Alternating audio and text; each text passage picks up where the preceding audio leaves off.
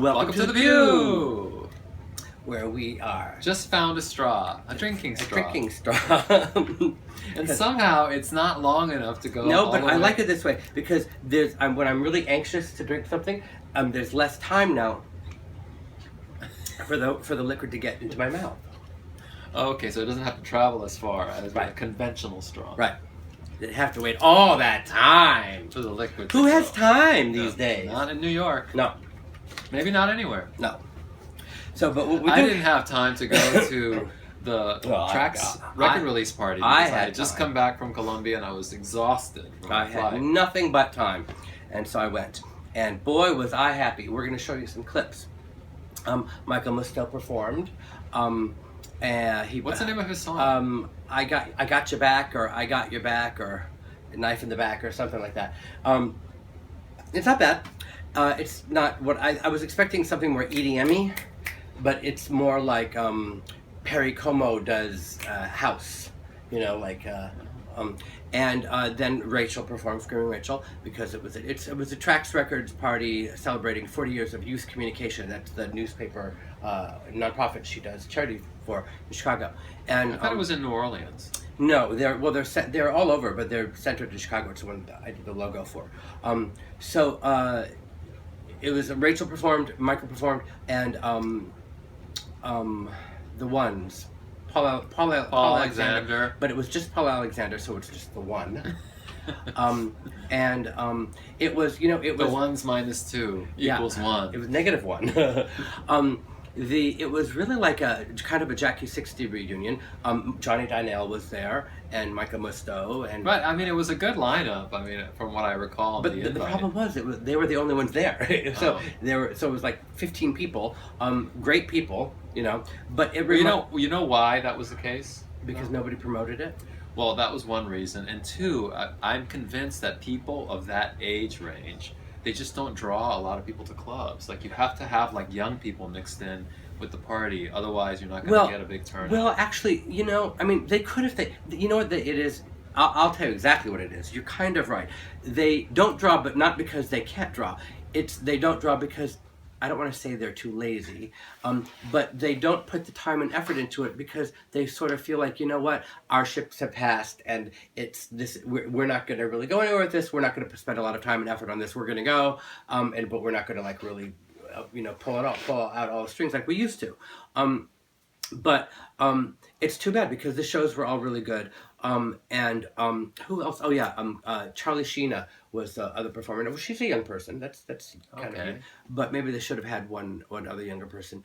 But other than that, it was a fun party. But I can't believe that the club would want it. It was at the Ace Hotel, And but that's a good location in that little performance area of the Ace. Downstairs. The basement. Oh, okay. I don't think I've been there. It has a nice dance floor, nice heavy bass sound system. I can't believe they will ever want us back because they gave us 4 bottles, and the bottles were out. They would put the bottle out on a table in front of the DJ booth, and people could just come and make their own drinks. And since there were only 15 people there, it was kind of like you're at somebody's house and making your own drinks. And the bar was over there with crickets, off to the side, And when the bottle was empty, they'd come and bring another bottle. And do you know that there were people still badgering Tyler and Rachel for drink tickets? Right, because not everybody likes vodka. Yeah. I don't like vodka. Well, okay, sorry. So, I would have just gone to the bar and bought my own drinks. Well, but they gave them drink tickets. And can you imagine poor Tyler and Rachel having to go to the owner of the hotel and with 15 people there and 4 bottles and say, we need drink tickets for our friends. I mean, it's, I was cringing. It was just, but, a good time was had by all, and I have got some video of Michael Musto's performance, which, by the way, I've dubbed, he and Jerry Visco was there, who everybody was saying was Screaming Rachel's mother. But Jerry Visco, and Rachel... which one's older, Screaming Rachel or are Jerry the Visco? new Clubland Nightmares. Oh, well, there's always a new group. Which one's Screaming? Which one's older? Which one's older, Jerry Visco or Screaming Rachel? I think Jerry Visco, but not by much. But there were all kinds of things. In the video that I have of Michael Musto performing, in the background, you can see Tyler Stone yelling at Jerry Visco because Jerry wouldn't stop blowing her whistle, and you see Tyler going, and she's like,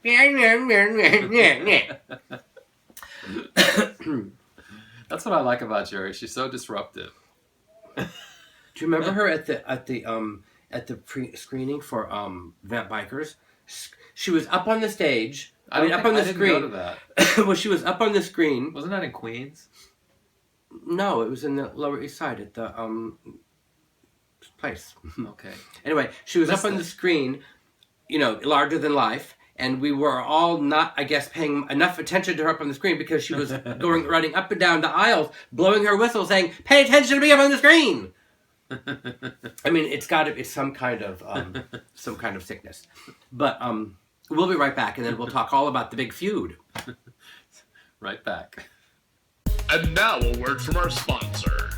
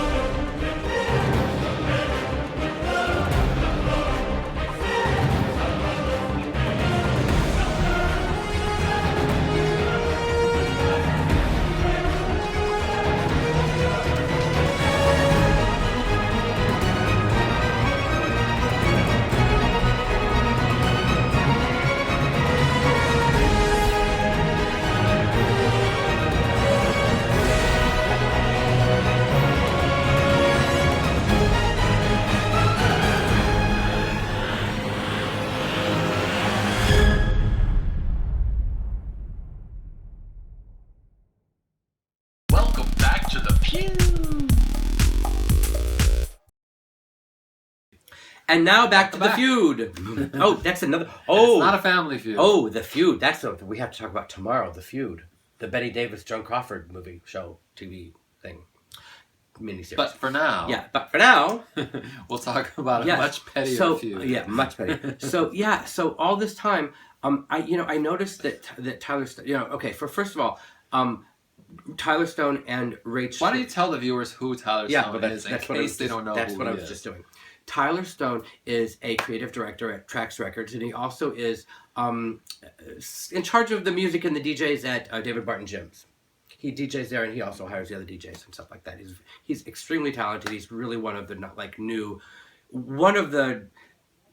how New York used to have like all of these like super talented, creative, energy people coming out like in droves. Tyler is like that. I think he also has a band called Liquid Blonde. Right? Yes, he does, which is really good. It's like a more synthy Depeche Mode. Like Depeche Mode meets Visage. It's really good. Okay. Very melodic. So anyway, he is choreographing, writing the music and choreographing the music for my Broadway play, Club Kid the Musical. It's a tentative title.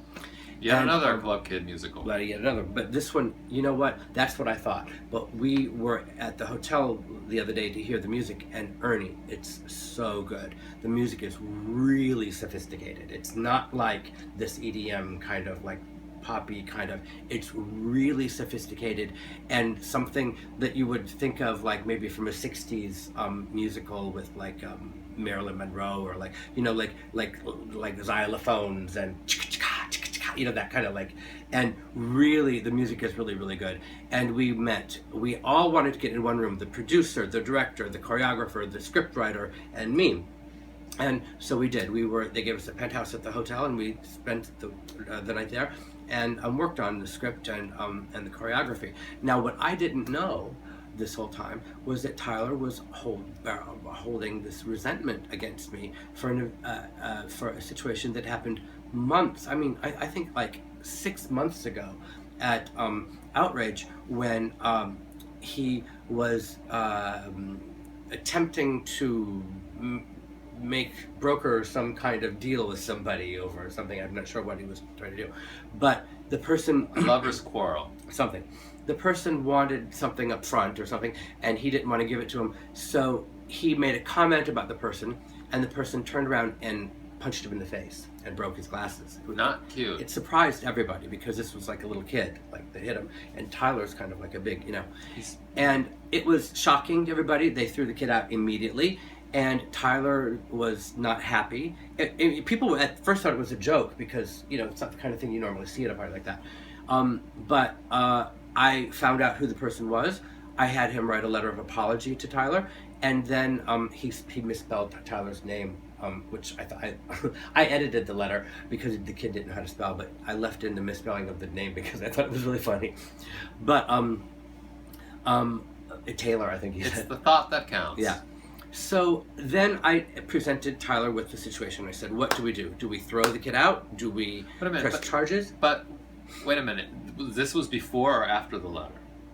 When you asked? When I gave him the letter. I said, so this was like how many days or weeks later? Less than a week. Okay. And I said, so what should we do? Should we throw this? So how do you throw him out if it's a week later? He's not. No. I mean, should we not allow him back in the club? Ban him? Yeah. Should we ban him? Should we? What should we do with him? I'm going to leave that up to you because you're the victim.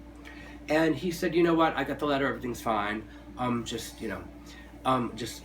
to appreciate the seriousness of it. So I thought everything was fine. So in the conversations with the kid, he expressed an interest in wanting to help promote the party. So I started putting his name on the invitation, and he was helping promote the party for nothing. So I asked Tyler what we should do, and he said, you know what, we got the letter, and I got the letter, and everything is fine, don't do anything. Well, long story short, all this time he'd been harboring a resentment toward me because he said that, and I found out at the party, he said that I should have known that when he said everything's okay, that it really wasn't okay, and that I shouldn't have hired him because it was like a slap in the face, except I didn't hire him because he wasn't getting paid.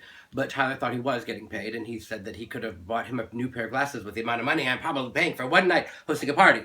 But it's all been settled now, and everything is back good between the two of us, which is good because he's choreographing and writing the music for the play, and it would have been very uncomfortable to be working with him had I not known this, So, secret grudge be gone. Secret grudge be gone. See you next time. We're going to be gone. Bye.